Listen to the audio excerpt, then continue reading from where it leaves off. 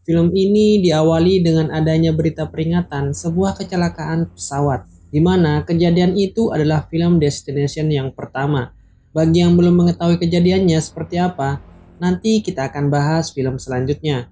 Tak lama dari kejadian itu, yang selamat dari kejadian itu akhirnya para korban meninggal satu persatu dengan kematian yang berbeda-beda.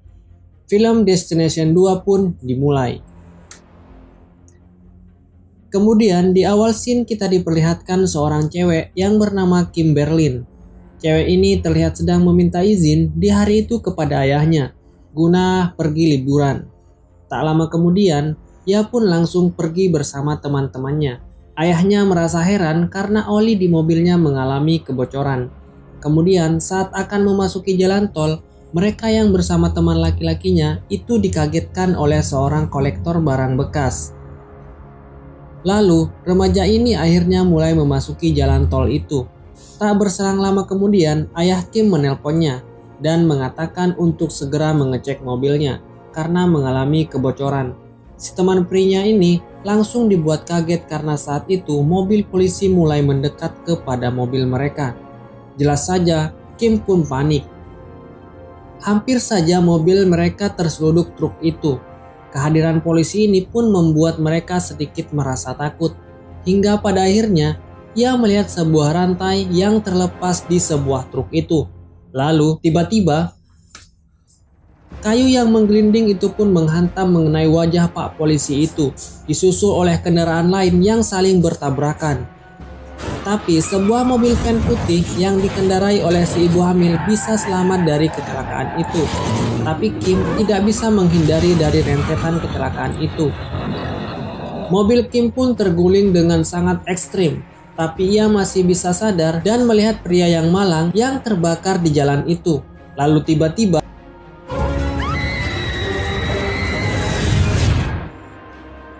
rupanya semua kejadian itu hanyalah sebuah bayangan Kim saja. Melihat bawaan nenek itu terjatuh, Kim menjadi sangat yakin kalau kecelakaan akan segera hadir. Ia pun kemudian mengatakan kepada teman-temannya kalau mereka akan mati dalam sebuah kecelakaan. Tapi tentu saja teman-teman Kim tidak mempercayainya. Agar teman-temannya yakin kepada Kim, ia pun mencocokkan kejadian yang ia lihat dalam bayangan tadi. Dimulai dari bus sekolah, lalu ia bisa menebak secara langsung dari sebuah radio. Lalu Kim menghalangi akses jalan kendaraan yang berada di depannya. Karena ia yakin kalau mereka semua akan mati dalam sebuah kecelakaan yang akan menimpa mereka dalam beberapa menit saja. Seperti yang dibayangkannya. Lalu polisi mendatangi Kim atas tindakannya itu. Kim kemudian mengatakan kalau akan ada sebuah kecelakaan besar di jalan itu. Dan tentu saja polisi itu merasa aneh terhadap yang dikatakan Kim kepadanya. Mobil-mobil yang ada di belakangnya pun mulai kesal dengan gangguan itu. Tak berselang lama kemudian, ada truk besar yang melintas dan akan menjadi asal mula kecelakaan itu. Kim pun semakin panik agar polisi menghentikan mobil truk itu. Lalu tiba-tiba,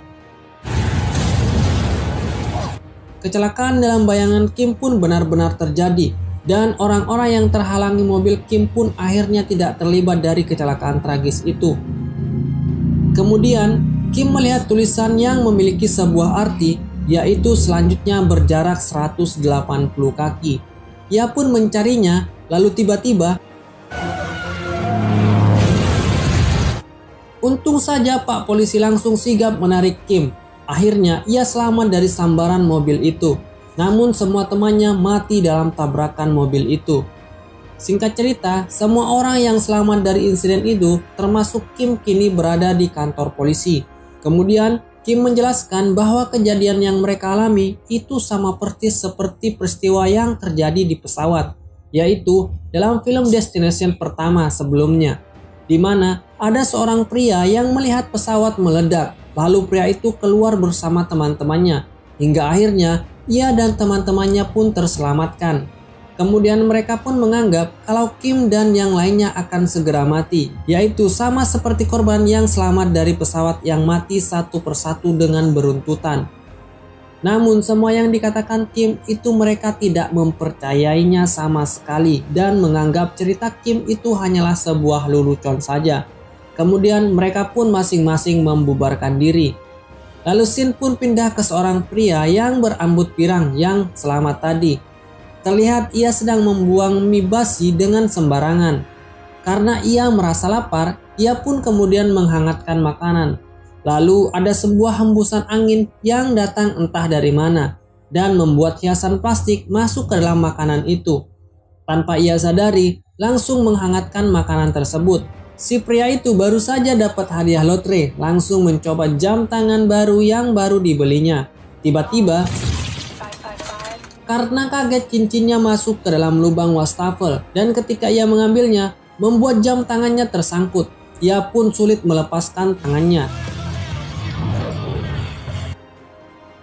Keadaan pun mulai semakin tak karuan yang membuat dirinya panik. Dan untungnya tangannya lepas meskipun tanpa jam tangan barunya itu. Karena api semakin besar, lantas ia menyelamatkan diri dengan menaiki tangga. Tapi si tangga malah macet dan tak lama kemudian ia berhasil turun. Dan sialnya, mie yang ia buang sembarangan tadi membuatnya kepleset dan tiba-tiba. Dan itulah yang dinamakan sudah jatuh ketimpa tangga. Akhirnya pria tersebut tewas dengan kecocol kaki tangga. Dan benar saja setelah ia selamat dari peristiwa jalan tol itu, kematian benar-benar akan mengikutinya. Singkat waktu, kecelakaan maut itu pun sampai diberitakan. Kim dan lainnya menyaksikan kabar maut itu di sebuah televisi. Tapi kemudian mereka dikejutkan dengan berita kematian si pria yang ketimpa tangga tadi. Mereka pun mulai menganggap apa yang dikatakan Kim itu akan benar-benar terjadi. Singkat waktu malam pun tiba. Kim sedang tidur masih kepikiran tentang apa yang ia alami. Lalu ia teringat kepada seseorang yang selamat dari pesawat yang terjadi tempo dulu.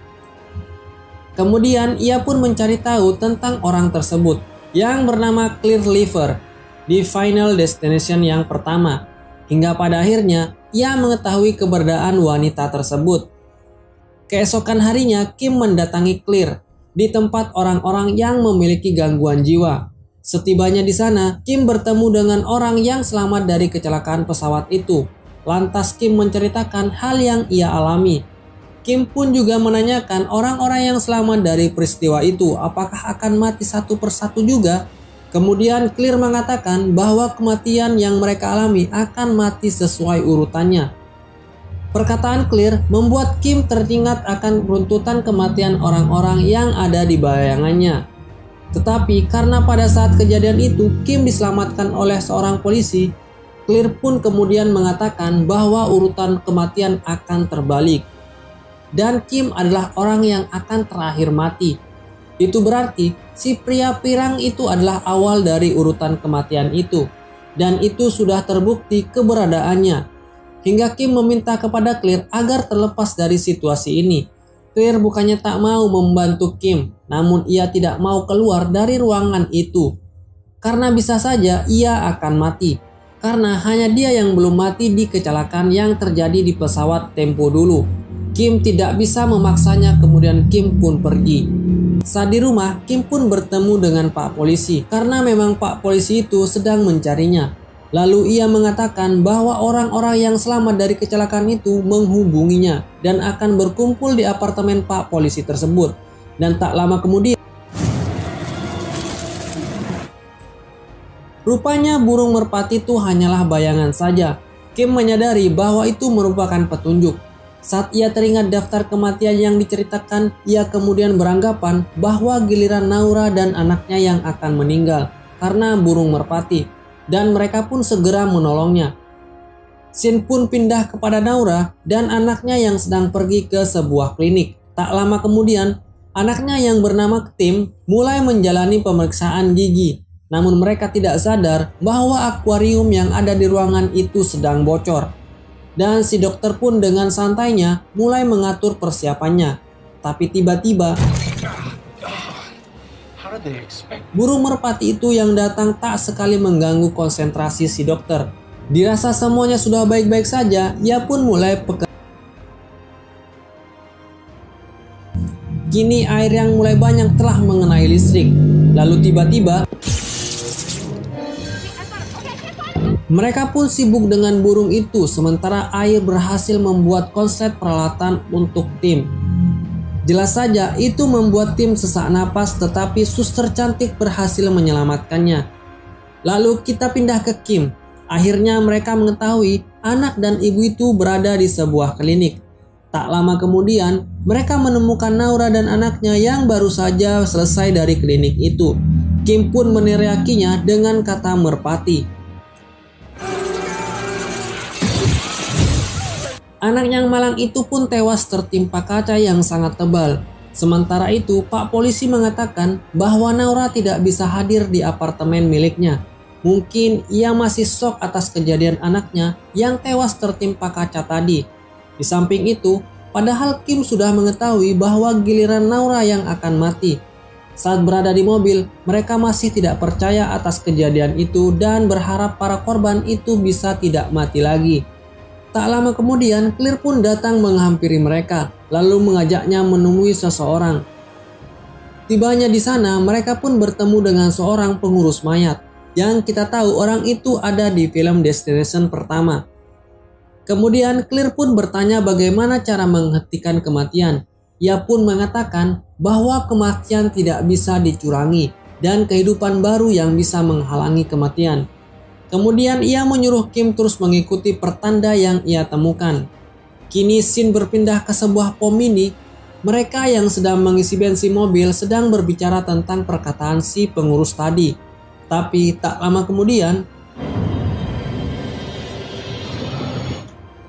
bayangan itu sungguh terasa nyata bagi Kim. Bahkan ia bisa merasakan mulutnya yang sedang dipenuhi oleh air. Kemudian ia bilang kalau ada seseorang yang berada di sebuah mobil van saat tenggelam. Mereka akhirnya teringat wanita hamil yang sedang mengendarai mobil van tersebut. Kemudian Claire mengatakan mungkin saja urutan kematian akan terhalangi dan terhapus jika ia bisa melahirkan bayi, karena hanya kehidupan baru yang bisa menghalangi urutan kematian tersebut, yang seperti yang dikatakan si pengurus mayat tadi. Singkat cerita, mereka mencari keberadaan wanita itu hingga pada akhirnya mereka berhasil menemukan informasi dengan segera meminta bantuan polisi guna menemukannya. Kemudian, scene beralih ke mereka yang sedang berkumpul yang sedang membicarakan tentang yang mereka alami.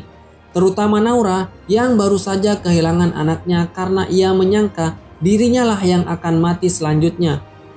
Karena Kim adalah salah satu orang yang mengetahui pertanda akan datang kematian, akhirnya mereka menggunakan HP untuk mengetahui informasinya. Namun si pria ini masa bodoh tentang hal yang dikatakan oleh Kim. Semuanya hanyalah omong kosong. Kemudian disusul dengan Naura yang pasrah karena ia tidak lagi memiliki keluarga. Singkat cerita, akhirnya mereka pergi dari apartemen itu. Sementara itu, anak gaul itu ingin menyimpan barang-barang di tempat itu. Lalu ia sempat takut akan benda-benda itu. Tak lama kemudian, ia melihat bayangan seperti seorang pria yang membawa pengait. Dan ia mengira bahwa itu merupakan petunjuk. Dugaannya pun diyakini oleh Claire. Mereka pun akhirnya segera mencari petunjuk itu dan memberitahu Naura akan petunjuk itu. Lalu saat berada di lift, pria tua itu dengan membawa pengait itu seolah-olah bertingkah tengil. Kemudian mereka dikejutkan oleh sebuah bunyi HP. Saat Naura menelpon, Naura tidak sadar kalau pengaitnya dekat dengan rambutnya. Naura pun panik ketika mengetahui kalau pria itu akan membuatnya mati. Pengait itu pun menyangkut ke rambutnya. Claire dan si wanita karir ini sontak menolong Naura yang kejepit di pintu lift. Akhirnya mereka berhasil menariknya keluar. Tapi dengan organ yang berkurang, yaitu Naura tewas dengan kepala yang terputus. Si bapak polisi menerima kabar bahwa mobil van putih yang mereka cari itu telah ditemukan. Hingga di esokan harinya mereka langsung bergegas mencarinya. Sementara itu, wanita hamil itu kesal karena untuk mengamankannya, pak polisi itu mengurungnya di penjara.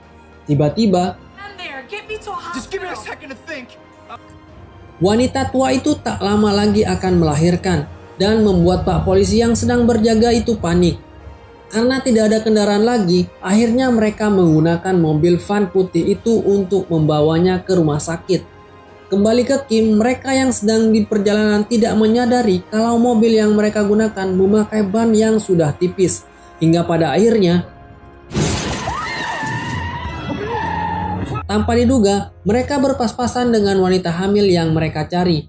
Hingga sial bagi mereka, mobil yang mereka gunakan masuk ke sebuah peternakan. Kim dan yang lainnya selamat, namun tidak dengan pria hitam yang terluka di bagian dadanya. Sementara itu, wanita yang akan hamil itu memaksa Pak Polisi segera mengantarnya daripada menolong Kim dan yang lainnya terlebih dahulu. Mereka pun gas menuju rumah sakit. Beda dengan nasib pria yang sedang terluka itu, si wanita karir yang mengemudikan mobil terjepit patahan kayu dan sebuah pipa kayu yang berada di belakangnya. Sempat ia ditolong oleh bocil tetapi tidak berhasil. Untung saja bocah itu sigap ditolong oleh si pria gaul itu dari sambaran mobil ambulan. Tanpa mereka tahu, mobil ambulan itu mengalami kebocoran tangki hingga menyebabkan bensin terus mengalir sampai ke mobil mereka. Tim penyelamat akhirnya datang untuk menyelamatkan wanita karir yang terjepit di mobil itu.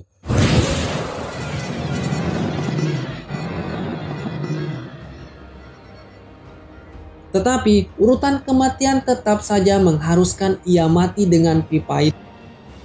Tak sampai di situ, rokok yang terbawa angin itu sampai ke bensin mobil ambulan yang bocor tadi. Kemudian sebuah dahan kayu membuat Pak Polisi tiarap. Sesuatu pun terjadi. Patahan kayu itu seolah-olah menjadi penyelamat. Karena sudah urutannya, pria gaul itu pun tewas setelah wanita karir itu tewas. Tak lama dari kejadian itu, mereka segera pergi dari sana menuju rumah sakit karena mereka mengetahui wanita hamil itu berada di sana. Saat Kim berada di mobil itu, tiba-tiba Kim melihat bayangan lagi. Ia pun mengatakan seorang dokter yang bernama Kalarzian sedang mencekik seseorang, hingga ia beranggapan dokter itu akan membunuh wanita hamil itu.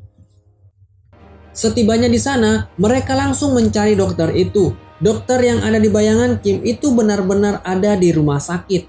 Mereka pun mengejarnya. Sementara itu, si pria hitam melihat berita kematian teman-temannya. Lalu tiba-tiba,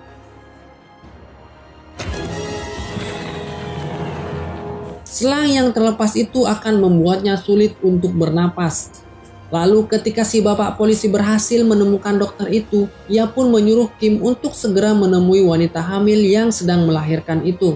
Sesampainya di sana, wanita itu berhasil melahirkan bayi dengan selamat. Kejadian itu berbarengan dengan si pria itu berhasil diselamatkan dari kehabisan oksigen.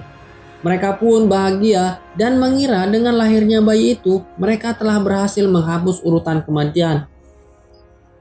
Kabar baik itu pun mereka beritahu pada Claire, tapi tiba-tiba dalam bayangan Kim, wanita hamil itu tidak mati dalam peristiwa itu. Berarti ia tidak masuk dalam urutan kematian dan bayi yang lahir itu tidak berarti apa-apa buat mereka. Dalam kata lain, urutan kematian belum terhapuskan. Kemudian dia berusaha mengingatnya kembali siapa sosok bayangan yang ada di mobil van putih itu. Menurut Kim, orang yang berada di mobil van putih itu tangannya berdarah dan mengira kalau orang itu adalah pria yang sedang dirawat itu. Lalu mereka langsung memeriksanya dan sampainya di sana, tiba-tiba konslet yang membuat nitrogen itu meledak membuat seluruh ruangan terbakar. Dan hingga pada akhirnya Claire pun mati setelah berusaha melarikan diri dari urutan kematian sejak Final Destination pertama. Kemudian ketika melihat tangannya yang berdarah itu, Kim langsung yakin kalau orang yang berada di mobil van putih itu adalah dirinya.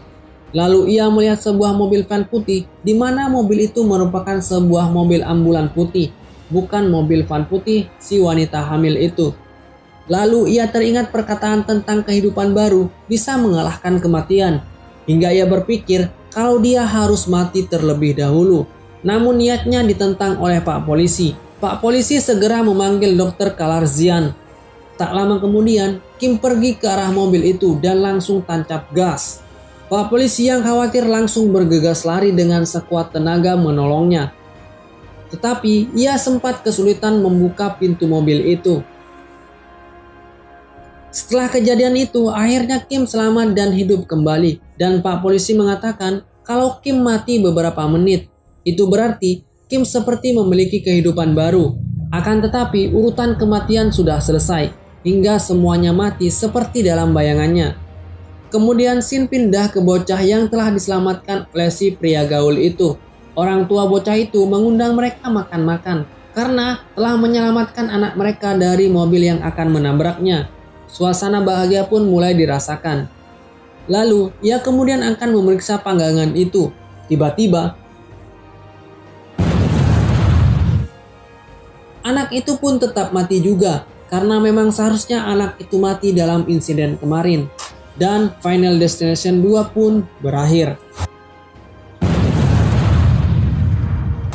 Bagaimana teman-teman, filmnya sangat seru bukan? Film ini sebetulnya sama seperti film sebelumnya, yaitu sebuah kejadian yang terjadi di pesawat yang ada di Final Destination pertama. Di hari yang sama dan korban yang selamat mati juga dengan kematian yang berbeda-beda juga. Lalu tokoh Clear yang berusaha lari dari urutan kematian juga tetap mati di film ini. Mungkin sampai di sini dulu pembahasan film kali ini. Jangan lupa like, subscribe agar tidak ketinggalan jika video terbaru dari Robby Film. Terima kasih sudah menonton dan sampai jumpa.